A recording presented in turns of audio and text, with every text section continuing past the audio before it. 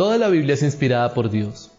Es un tema del que has escuchado mucho, pero ¿podemos argumentar con toda facilidad que esta afirmación es real? La principal razón por la que creemos que la Biblia es real es porque la Biblia nos convenció. Dios nos ha concedido a los creyentes, al leer las Sagradas Escrituras, reconocer que solo la cosmovisión que plantea la Biblia interpreta congruentemente la realidad que observamos.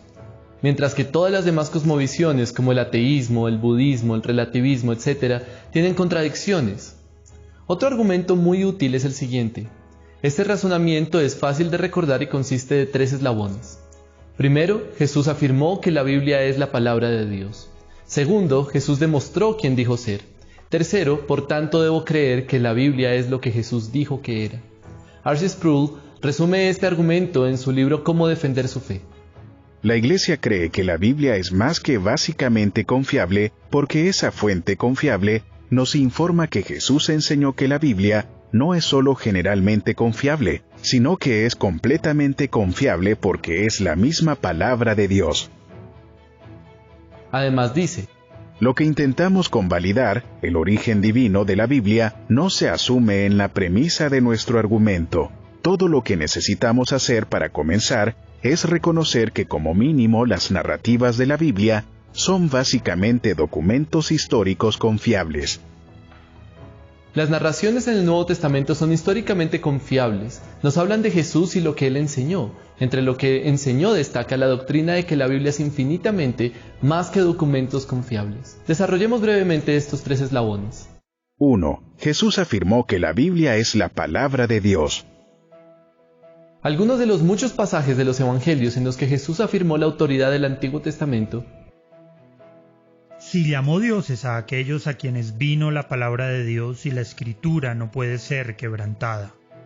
Él respondiendo les dijo, ¿no habéis leído que el que los hizo al principio, varón y hembra los hizo y dijo? Por esto el hombre dejará padre y madre y se unirá a su mujer y los dos serán una sola carne.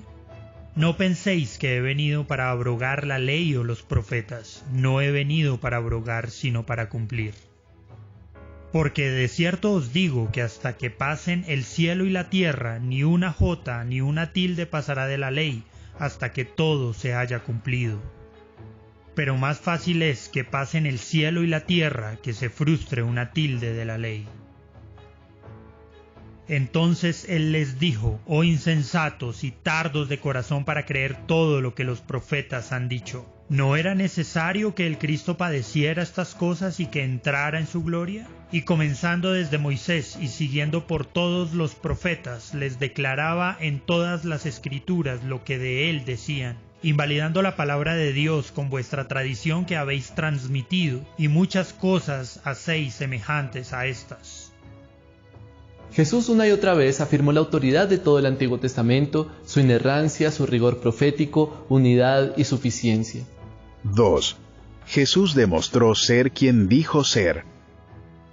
Jesús probó ser el Hijo de Dios. Él practicó todo lo que enseñó. El testimonio que vemos de Él en las Escrituras es perfecto. Nunca tuvo que retractarse de algo. Milagros, carácter, integridad, todo acerca de Él lo hace digno de nuestra confianza. Y ni hablar de las decenas de profecías que tienen su cumplimiento en Él. Pero lo más asombroso es la resurrección de Cristo. Sin ella es prácticamente imposible explicar cómo surgió la iglesia cristiana. Este evento realmente cambió el mundo para siempre.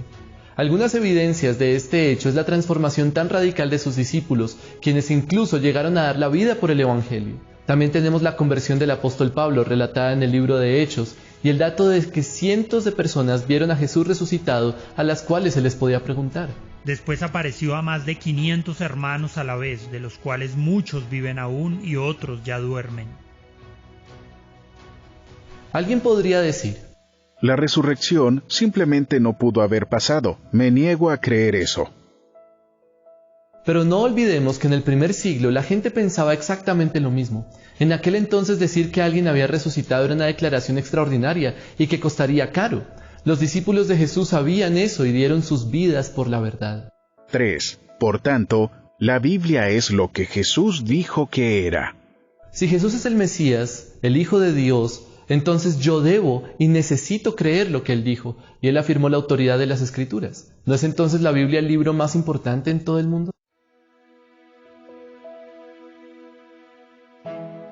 Por supuesto, este argumento hasta ahora se ha enfocado en el Antiguo Testamento. Mientras Jesús estuvo en la tierra, el Nuevo Testamento no estaba escrito. Entonces, ¿qué hay del Nuevo Testamento? Jesús escogió apóstoles y les prometió una nueva revelación. Aún tengo muchas cosas que deciros, pero ahora no las podéis sobrellevar. Pero cuando venga el Espíritu de verdad, Él os guiará a toda la verdad. Porque no hablará por su propia cuenta, sino que hablará todo lo que oyere, y os hará saber las cosas que habrán de venir.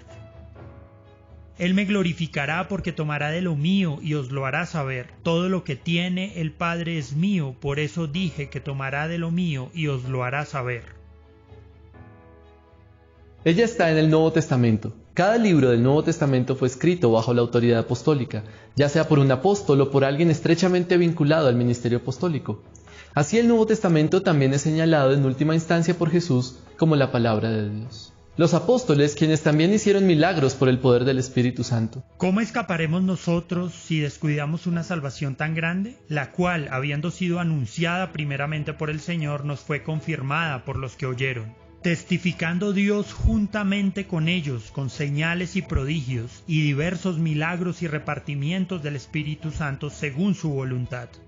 Siendo confirmados de esta manera como verdaderos apóstoles de Jesús, afirmaron que hablaron siendo inspirados por Dios. Porque nunca la profecía fue traída por voluntad humana, sino que los santos hombres de Dios hablaron siendo inspirados por el Espíritu Santo.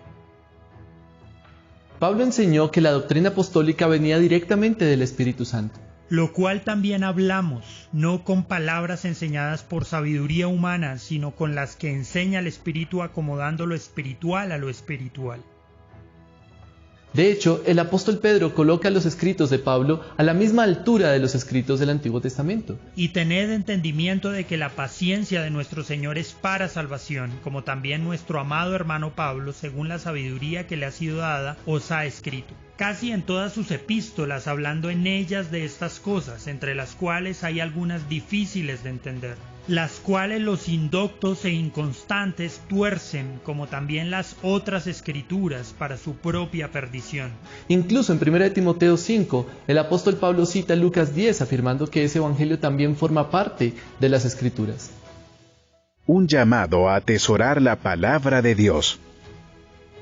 Toda la Biblia es inspirada por Dios, quien en su soberanía, providencia y fidelidad nos la ha dado completa y perfecta, tal como Él quería que la tuviéramos. Debemos dar gracias a Dios por revelarnos su palabra. Toda la Escritura es inspirada por Dios y útil para enseñar, para redarguir, para corregir, para instruir en justicia, a fin de que el hombre de Dios sea perfecto, enteramente preparado para toda buena obra.